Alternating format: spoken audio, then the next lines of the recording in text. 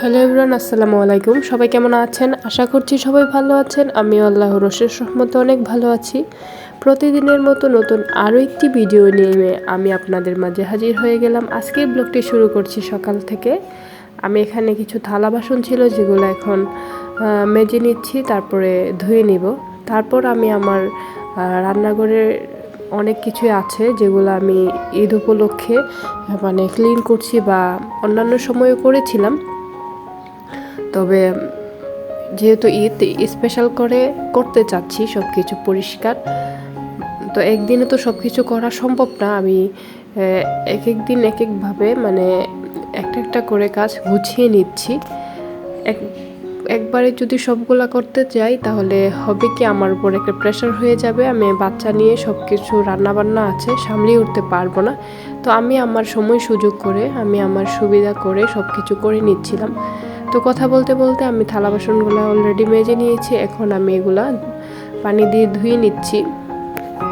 তো ঘুরে ফিরে না, আমরা যারা লাইফস্টাইল ব্লগ তৈরি করি, ঘুরে ফিরে থালা বাসন ধোয়া, রান্নাবান্না, খাবার সার্ভ করা, ঘর ঝাড়ু দেওয়া, ঘর গোছানো, ঘর পরিষ্কার করা, এগুলাই কিন্তু আমরা তুলে ধরবো, বা আমি এগুলোই কিন্তু তুলে ধরি। এর ব্যতিক্রম কোনো কিছু না। আর যারা যারা এরকম নর্মাল লাইফস্টাইল পছন্দ করেন তারা কিন্তু ইচ্ছে করলে আমার চ্যানেলটি সাবস্ক্রাইব করে রাখতে পারেন। আর ভিডিওর শুরুতে সবার কাছে ছোট্ট একটি অনুরোধ করছি, ভিডিওটিতে লাইক দিয়ে পুরো ভিডিওটি কন্টিনিউ করবেন। আর আমার চ্যানেলে যদি নতুন হয়ে থাকেন, আমার ভিডিওর কোনো অংশ আপনাদের কাছে ভালো লেগে যেয়ে থাকে বা পরবর্তীতে আগ্রহ প্রকাশ করছেন আমার ভিডিও দেখবেন, তাহলে আমার চ্যানেলটি সাবস্ক্রাইব করে আমার পরিবারের একজন বন্ধু হয়ে থেকে যেতে পারেন। পাশে থাকা বেল অল অপশনে ক্লিক করে রাখতে পারেন। এতে করে আমি যখনই ভিডিও দিই আপনার মোবাইলে কিন্তু নোটিফিকেশন চলে যাবে, আপনি আপনার সময় সুযোগ করে ভিডিওটি দেখে নিতে পারবেন। তো থালা বাসনগুলো ক্লিন করার পরে আমি এখন আমার চুলাটাকে ক্লিন করে নিচ্ছি। কেননা অনেক আমার রান্নাঘরে না ইদানিং আমি খেয়াল করছি তেলাপোকা, তারপরে ইঁদুরের ছোট ছোট বাচ্চা কোথা থেকে যে এসেছে আমি বুঝতে পারছি না।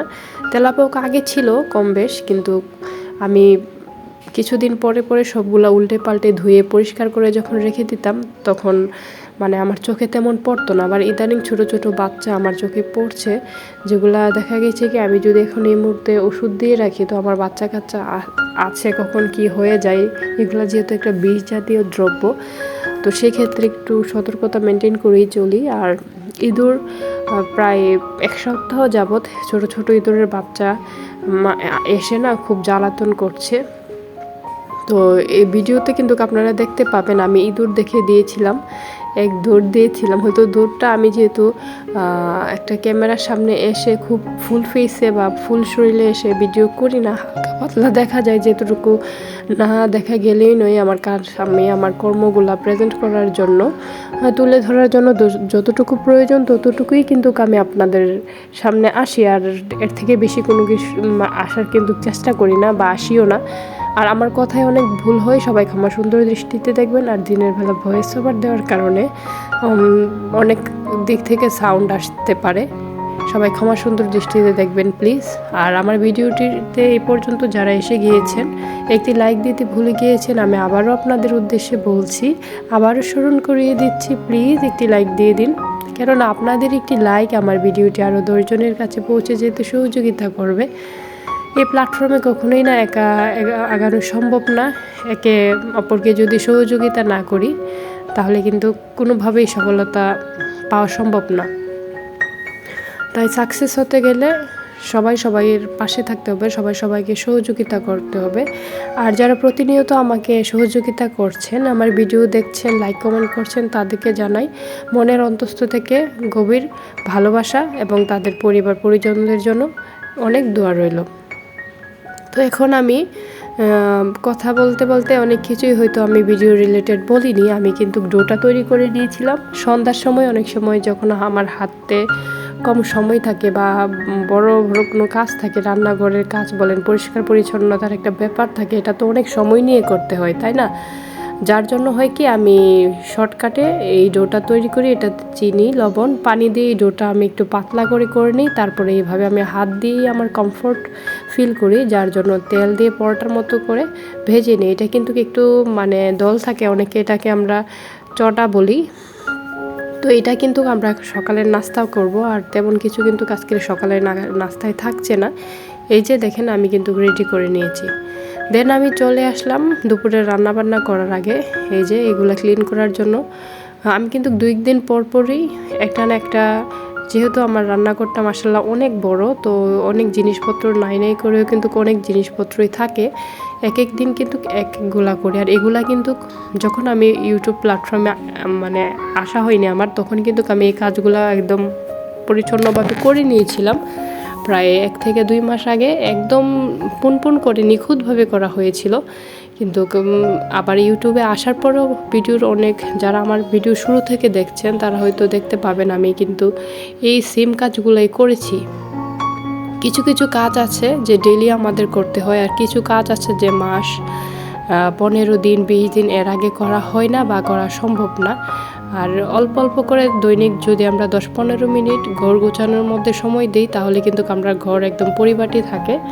এটা কিন্তু আপনারা অ্যাপ্লাই করতে পারেন। আর আমার অনেক আপুরাই আছেন যাদের ভিডিও আমি কন্টিনিউ দেখি, তারা কিন্তু খুব সুন্দর করে ভিডিও করেন বা খুব সুন্দর করে পরিপাটি করে রাখেন বা ভিডিও খুব সুন্দরভাবে প্রেজেন্ট করেন। আমি এডিটিংয়ে খুব মানে কাঁচা, আমি খুব সুন্দর করে এডিটিং করতে পারি না। আমি আমার নর্মাল মোবাইল দিয়ে নর্মালভাবে যেভাবে করি ভিডিও করি সেভাবেই কিন্তু আমি জাস্ট ভিডিওটাকে অ্যাড করে ছেড়ে দেওয়া। আর এখানে আমার হাজব্যান্ড চাল নিয়ে এসে গত ভিডিওতে বলেছিলাম যে আলু আনার কথা, তো আজকে কিন্তু আলু নিয়ে এসেছি। আর এই যে নিচের তাকটা দেখতে পাচ্ছেন আমার এই থালা বাসন রাখার র্যাকটা, এটাতে টোটাল 4টা তাক। এর মধ্যে নিচের যে অংশটা আছে ওইটা কিন্তু আমি ধুয়ে নিয়েছিলাম, অন্য ভিডিওতে হয়তো দেখিয়েছিলাম। আর এখন এই দ্বিতীয় তাকটা ধরেছি।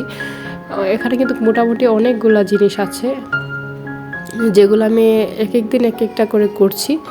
তো আমি উপরের তাকটাও কিন্তু ক্লিন করব, দেখতে পাবেন। আর এই যে ইঁদুরটাকে তো দেখিয়েছিলাম, এই ইঁদুরটা না কি হয়েছে, একটা কাগজের মধ্যে ছিল, আমি দেখতে পাইনি। আরও একটি ছিল, ওইটা বের হয়ে গেছে বারান্দা দিয়ে দৌড় দিয়ে।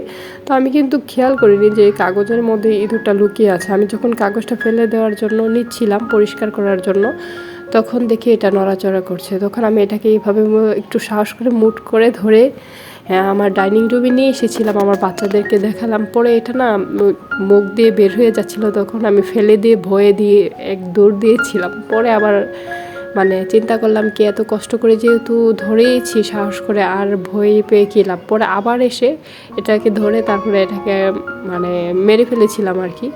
কিছু করার নেই, কেননা এগুলা আমাদের পরিবেশের জন্য যেমন ভালো, আবার কিছু কিছু দিক থেকে ক্ষতিকর। পরিবেশের সকল প্রাণী কিন্তু আমাদের পরিবেশের জন্য মানে অনেক উপকার করে। অনেক কিছুই আছে যে বিষাক্ত, যা ওরা খেয়ে ফেলে, আবার অনেক দিক থেকে ওরা কিন্তু আমাদের ক্ষতিও করে। তো আমরা সব কিছুই কিন্তু মাথায় রেখে চলতে হবে। আর এইটা কিন্তু উপরের যে সাইডটা ছিল র্যাকের, এই উপরের সাইডটাও কিন্তু আমি ক্লিন করে নিচ্ছি।